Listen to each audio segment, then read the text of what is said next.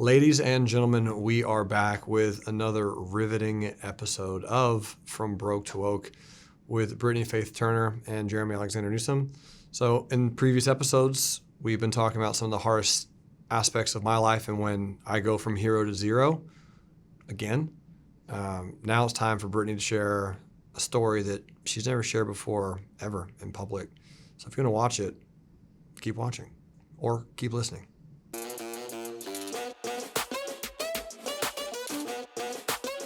So, Jeremy, I told you I was going to ask you a really big, tough question. Yep. In the last episode, you did. Yeah, I know this is going to be difficult, but you went through a lot. You've had a lot of ups and downs. Did you ever contemplate suicide? That is a tough question. I did not. At least not personally. So, like internally, I just didn't. It never really came up. I've told someone, and I hope this is not going to sound terrible. It probably will. I'm too egotistical. Okay. To contemplate suicide. I love myself a lot. All right. I do, and I've had struggles. I've had a lot of issues, a lot of things I've had to overcome. But I've always had this inner shine, this confidence, this energy, this like vitality that's never gone away, no matter how challenging the issues have come up for me. Now, I will say this, even though I did not contemplate suicide, I did try to find out how far my body could go under duress and under certain, like I said, alcohol and drugs. Like I tried to figure out what I could put my body into. So I would take a lot of pain pills and go, I don't know, let's see what I can do. Let's see if I can drink and drive. I did that, and that was horrible. Such a dumb decision. One time it was snowing in Nashville, and I would just run outside and walk in snow, barefoot with shorts on, no shirt. Just walk in, walk around in shorts, and just go. Let's see how I can, how far I can put my body. I did things like that, and it was dumb. It was immature. It was stupid. Is it in a way a form of cutting? Because some people turn to the gym, which is what I did. Yep. And when you're putting your body through so much, even though it's a better thing to turn to, thank God. Yeah. It's similar where you're putting the pain on the outside versus the inside. Right. I've talked to a decent amount of cutters, and they're like, it's distracting from what's going on inside. Do you think it was the same thing? I think so. Yeah, so that's a really good question. I think so. I think that's kind of what it was. And we were talking out after the podcast, too, just in general about how people normally don't think that it's okay to pour in as much as you should, right? We really do focus outwardly and externally more than we do inwardly. And the pain aspect is something that people go to because it's primal. So when we talked about early on, when you asked me, all right, how did you become a free thinker and really push and shift and change and make your entire mindset and thoughts and beliefs different from other people? It's like, well, there is that pain that's associated with that. That pain is what links us to our humanity. Wow. And without it, we won't know, and we feel like we need it, because without it, we can't really tangibly tell. So that pain is what a lot of humans will do in some aspect. They again, the cutting aspect or the self-inflicting or the pain. And I know you went through a lot as well. You've had some traumatic experiences. So what is it like for you? I mean, in this situation? I had a really incredible ride. So one of the last things we talked about was I went from rehabbing to new construction to multifamily, and then in new construction, I still have that business going. We scaled to doing larger, mixed use developments, and I'm scaling my team, and I'm just head down working, but we ended up winning almost every award you can win for speed of growth and trajectory and all this stuff. I even won Forbes' 6th fastest growing woman-owned company in the world, Fortune number 3 in the U.S. That's cool. Not even a woman, just Fortune, urban company number 3. It's amazing. And it was a lot, had, Woman of the Year, all kind of really cool sounding accolades. And I was, teaching even how to live an intentional life, because I had taken my purpose and I had turned it into my business, which I was really proud of. And so I knew myself, I knew what I wanted, and I can't believe that I fell in love, which is fine. Yeah. I fell in love with I had never actually understood how abuse works. Yeah. I can't believe that you can be so confident and so sure and have everything in the world working for you, and you know who you are, and you still end up allowing somebody. I allowed it. I'm going to take ownership and say I allowed it. I didn't know I was allowing it, but you can still allow trust and love to completely dismantle you from the inside out. And so fast, too. So I married the person I thought was the love of my life, and I married him really quickly because we're Christians, and we waited, did everything you're supposed to, had an amazing wedding, and it went downhill pretty fast, which was crazy. And I've never really talked about it publicly. Yeah. But I'm gonna, because there's some things I learned that I wish I had known. Yeah. And the point of this is broke to woke. And I wish I so badly knew what I know now. And that was that anything that comes in the name of love or in God's name or whatever, but isn't actually love, you'll know, because you know them by their fruit. And a lot of what he did sounded right. It was so twisted just so. He was a master manipulator. And it was twisted just so that I believed it, especially when used like my God against me. Yeah. And I went through so much to even be able to escape that marriage alive. I was probably 30 pounds lighter than this because I couldn't physically eat. It was the worst season of my life when it finally broke, and we built such a life together so fast. Like literally he got into everything so fast. And on the other side, or even trying to go through that, was a similar experience to yours. Yeah. Trying to rebuild yourself when you have zero confidence anymore. Yeah. None. And it's so crazy because I'm strong, I'm smart, I know this crap. Exactly. I'm the whole list, Yeah. and it can happen to anybody. You are the whole list, by the way. Thanks. You are the I whole don't mean list. it like that. But I do. My point is I that do. it can happen to anybody. Yeah. And if you can start your life with some really solid foundational truths, then you're not going to get shook the way I was. And that's what I learned. I think I let my own, I'm going to get through this. I let my own insecurity of not knowing, quote unquote, who I was. I let somebody else's voice be the voice that I stood on, Yeah. not God's. And what healed me was saying, who does God say that I am? Not this monster. What are the kinds of things that God would say? Because he would use so many scriptures against me that I believed him, and it sounds right. And I'll say this too, because you said the word alive, right? Like you got out of the relationship alive. And I want people who are listening to this to know that you're talking about your life. Yeah. Like you were in a spot that was, and I mean, we're talking 99.999% of the world doesn't even know this right now. Yeah. You're in a spot that was literally fighting for your life.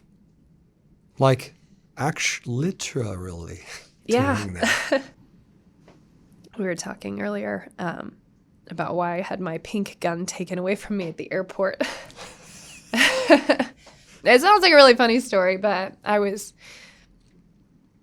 moving it so that he wouldn't kill me and tell everybody that it was suicide, because he was trying to paint that story that was going to be the case. So I'm not here to bash him. He has his own world of hurt and stuff to deal with. I'm going to take ownership for what I allowed. I allowed a human voice to tell me who I was. I allowed a human voice to speak horrible things about that and my future and to paint a whole bunch of lies. And what healed me is saying understanding really that humans can only see the past. And they can only see you through their filters of their own pain. But if God is my source, and God's the only thing that actually can see the future, then I should probably listen to him. And what are the kinds of things that a loving father would say? You're amazing. You're enough. I love you. You're blessed. And what are the kinds of things that a loving father would do? And they didn't equate to what this twisted person was saying, even though he said in my name. So I remember crying looking out the window of an airplane one day and like, really, God, why did you let this happen? It's so embarrassing. I mean, it's so embarrassing. I have my crap together. All right. I'm smart. I'm a great bet. I'm very thorough. I think things through. I'm really not that risky. And I looked like the biggest idiot. And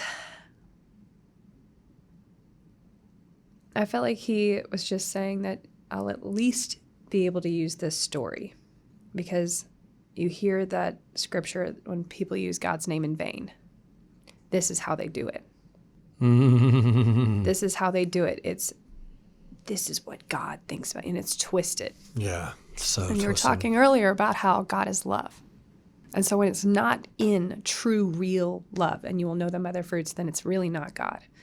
And so I want to help break the cage of lies off of so many people that are trapped in manipulation when they say it's God, but it's not truly God. So I did end up escaping for my life, and that was, again, the darkest period of my life. We had a project overseas that we had been working on together. I'd spent over $1 million on, and he had canceled the insurance 3 weeks before Irma hit. So all that was gone, and that was like such an important vision for my life. 70% of my staff quit at the same time. That was the first time $3 million was due on Friday, and it was Thursday, and I didn't have any of it. Subs were walking off the jobs. I was in 3 lawsuits. One of my mentors was suing me. I had nothing, no one, and I couldn't physically eat. I would have the worst nightmares. Sleeping was worse than being awake.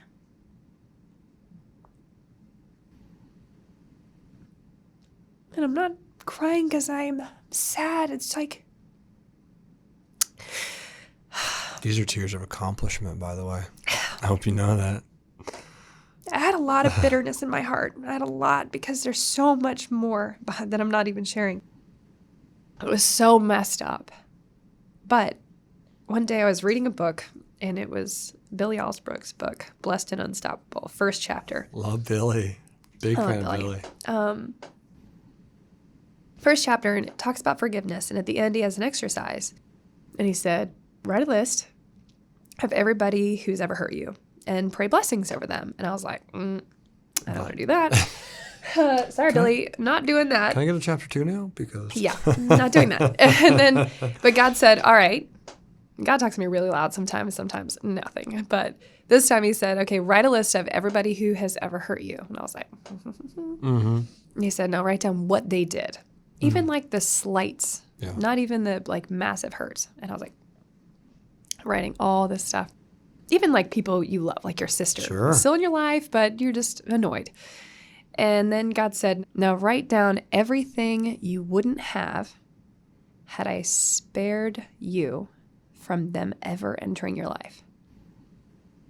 And I look back at when I was really mad at God. Like, why did you let me go through this?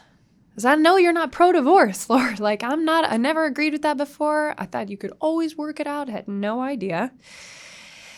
And I saw that even though he was a horrible nightmare, and on paper, the worst thing I'd ever gone through, all the greatest blessings of my life, the greatest things that I have now in my life, I wouldn't have had I never met him.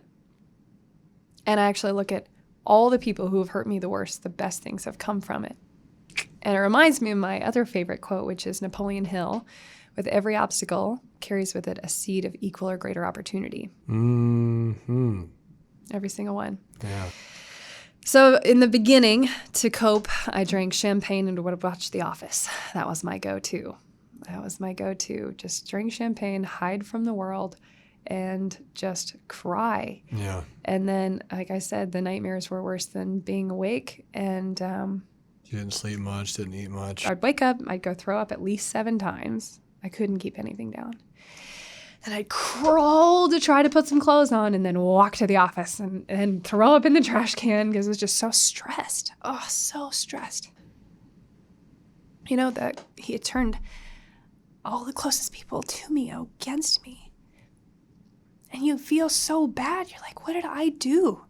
I caused this. You know, all the questions, all the things. I'm not enough. I'm a fake. All this has never been real. I've never been good enough. He's the closest person to me. He must see things I don't see. Like all those things. And then I decided to look at my life and say, what do I have? What do I have? And I was like, I have money. And I have money. So I can beat the system just like you. Let's create a checklist. I hired Whitney Weiser as my gym coach, and I knew I could pay her to force me to eat and to check in on me and be tough on me if I didn't eat. So that was my stay alive person. And then I was like, you know what? I think I'm going to need some therapy to get through this. I was like, maybe I can get through it faster if I do 3 sessions a day. Which I don't think that's one of those things you can rapid fire. So can I heal faster, please? Yeah. So if I wanted to learn real estate, I'd just completely inundate myself, learn everything. That's my complete world. And with this, that's not something you can do. So it took time. It took being on the treadmill and listening to, just like you said, all those motivational YouTube videos. Yeah. I don't care how cheesy it is. I rebuilt my mind. You got to rebuild it. And I spent time writing, and I wrote, who does God say that I am? What is the real vision from life? What actually matters? And at your darkest times, you get an opportunity to reset. Because you find out when everything's gone, what really does matter. Mm-hmm. And I can say 2.5 years later, 3 years later almost, that there's not one thing that hasn't been redeemed. I remember God saying, never curse this journey. Never curse this journey. Never say something is wasted. Because I spent so much time building our world together and building these literally assets. And it seemed like everything was gone. And God said, someday they could come back. It could be 10 years. It's not your business. The point is, take the time to heal. And it does come back. Yeah. So you never know what you're being protected against. Yeah. And I think during that whole process, like one of my quotes I got was, these problems are happening for you, not to you.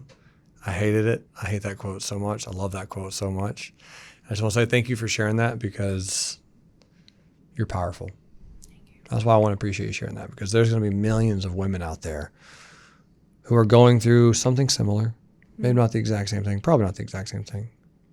But they need to hear that. They want to hear that. And they are hearing that. All because you are powerful.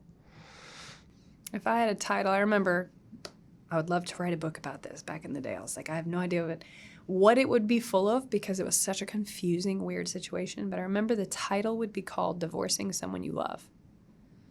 And I want to encourage people not to go get divorced. That's not the point. But to know what love really is, what a safe situation really is, and that sometimes you have to leave because it's really, really, really not right. And you do know. And you will know them by their fruits, not their words. So I just want to encourage you. Yeah. Thank you for sharing. This is big. This is the journey, our journey from broke to woke. I appreciate you all being in here. I know that this is an emotional episode. But that's emotions know that we're alive.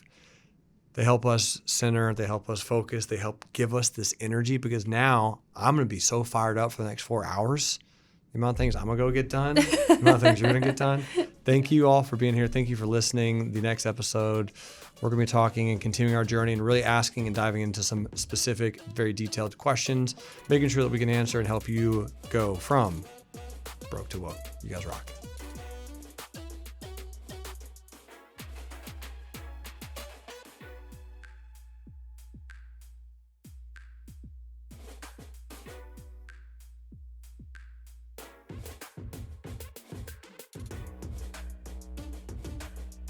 Thank you for watching From Broke to Woke with Brittany Turner and Jeremy Alexander Newsome. We have loved this journey with you. We want to help you go from broke to woke, understanding your purpose in life and really walking in the fullness of your potential. If you want to connect with us more, go to gforcemastermind.com. You can come on vacations with us. You can connect with us as people. You can find more resources for learning.